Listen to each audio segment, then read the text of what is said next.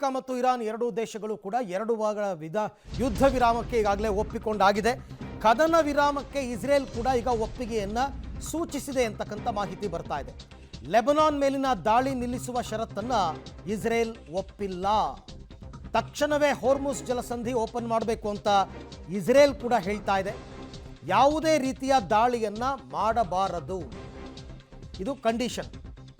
ಜಗತ್ತಿಗೆ ಪರಮಾಣು ಅಣ್ವಸ್ತ್ರದ ಬೆದರಿಕೆಯನ್ನು ಹಾಕಬಾರದು ಅಂತ ಕೂಡ ಹೇಳ್ತಾ ಇರ್ತಕ್ಕಂಥದ್ದು.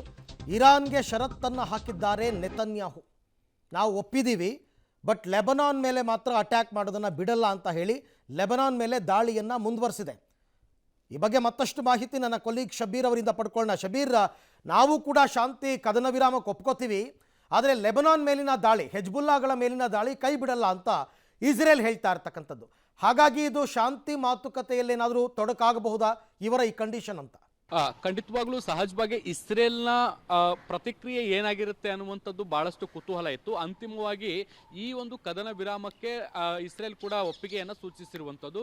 ಇಸ್ರೇಲ್ನ ಪ್ರಧಾನಿ ಬೆಂಜಮಿನ್ ನೆತನ್ಯಾಹು ಕೂಡ ಈಗ ಇದಕ್ಕೆ ಸಂಬಂಧಪಟ್ಟಂತೆ ಪೋಸ್ಟ್ ಮಾಡಿರುವಂಥದ್ದು, ನಾವು ಅಮೆರಿಕದ ನೇತೃತ್ವದಲ್ಲಿ ನಡೆದಿರುವಂಥ ಕದನ ವಿರಾಮಕ್ಕೆ ಬೆಂಬಲವನ್ನು ವ್ಯಕ್ತಪಡಿಸ್ತೇವೆ. ಇರಾನ್ನ ವಿರುದ್ಧ ಯಾವುದೇ ರೀತಿಯಾದಂಥ ದಾಳಿಗಳನ್ನು ಮಾಡಲ್ಲ. ಆದಾಗ್ಯೂ ಕೂಡ ನಾವು ಲೆಬನಾನ್ನ ಮೇಲೆ ನಮ್ಮ ಯುದ್ಧವನ್ನು ಅಥವಾ ದಾಳಿಯನ್ನು ಮುಂದುವರಿಸ್ತೇವೆ ಅನ್ನುವಂಥ ನಿಟ್ಟಿನಲ್ಲಿ ಕೂಡ ಅವರು ಪೋಸ್ಟ್ ಅನ್ನ ಮಾಡಿರುವಂಥದ್ದು. ಅಲ್ಲಿಗೆ ನಾವು ಇರಾನ್ನ ವಿರುದ್ಧ ದಾಳಿಗಳನ್ನ ಮಾಡಲ್ಲ, ಆದರೆ ಈ ಪ್ರಾಕ್ಸಿ ವಾರ್ಗಳೇನಿದಾವೆ ಅವುಗಳನ್ನ ಮಟ್ಟ ಹಾಕುವವರೆಗೂ ಕೂಡ ನಮ್ಮ ಯುದ್ಧವನ್ನು ನಿಲ್ಲಿಸಲ್ಲ ಅನ್ನುವಂಥ ನಿಟ್ಟಿನಲ್ಲಿ ಸ್ಪಷ್ಟತೆಯನ್ನು ಕೊಟ್ಟಂತೆ ಕಾಣಿಸ್ತಾ ಇದೆ. ನೋಡಿ, ಇರಾನ್ನ 10 ಅಂಶಗಳ ಡಿಮ್ಯಾಂಡ್ ನಲ್ಲಿ ಇದು ಕೂಡ ಇತ್ತು. ಇರಾನ್ನ ಮಿತ್ರ ದೇಶಗಳ ಮೇಲೂ ಕೂಡ ದಾಳಿಗಳಾಗಬಾರದು ಅನ್ನುವಂಥದ್ದು, ಇರಾಕ್ ಆಗಿರ್ಬೋದು, ಲೆಬನಾನ್ ಆಗಿರ್ಬೋದು, ಈ ದೇಶಗಳ ಮೇಲೂ ಕೂಡ ದಾಳಿಗಳಾಗಬಾರದು ಅನ್ನುವಂಥ ಕಂಡೀಷನ್ ಅನ್ನ ಇಟ್ಟಿತ್ತು. ಆದರೆ ಇಸ್ರೇಲ್ ಇದಕ್ಕೆ ಒಪ್ಪಿಕೊಂಡಿಲ್ಲ.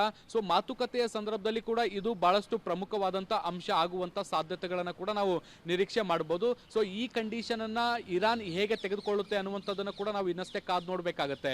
Arvind, right, thank you Shabir, ತಮ್ಮ ಎಲ್ಲ ಮಾಹಿತಿಗಾಗಿ ಧನ್ಯವಾದ.